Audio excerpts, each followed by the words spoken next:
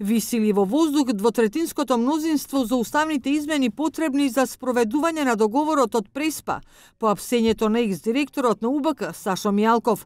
Неофицијално, ЕДНТВ дознава дека власта веќе работи на евентуално ново мнозинство, доколку дел од 8 пратеници од независната пратеничка група на ВМРО ДПМН одлучат да не гласаат за уставните измени во третата фаза, која според предвидената реализација на договорот од Преспа треба да биде околу 20 јануари. И на кој денеска нема средба на телото за помирување за собраниските инциденти за 27 април. Независната пратеничка на ВМРО ДПМН Емилија Александрова за ЕДНТВ вели дека обврските во собранието го одложиле најавениот состанок на кој требаше да се разговара за законот за амнистија.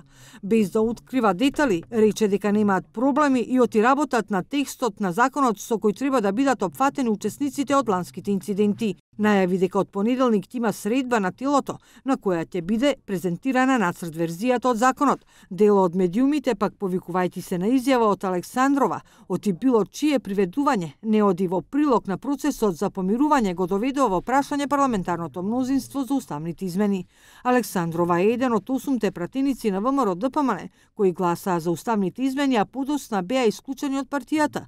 Во јавноста се шпекулираше дека токму уапсениот поранешен директор на УБК Сашо Мијалков ги убедил да гласаат за измените, а со тоа да дадат и поддршка на договорот од Преспа и дека сега, откако Мијалков е во затворот чутка, можно е тие да се предомислат. Извори од мнозинството кои се дел од телото за помирување за ЕДНТВ велат дека нема причина зошто 8 на пратеници не би ги гласале уставните измени во третата фаза, за која треба двотретинско мнозинство, бидејќи не се поврзани со апсењето на лица за криминал. На 1 декември е закажана седницата на која ќе се најдат уставните амандмани за кои се потребни 61 глас. Рокот за расправата за секој амандман поединечно е 3 дена. По нивното изгласување има јавна расправа која ќе трае 5 дена.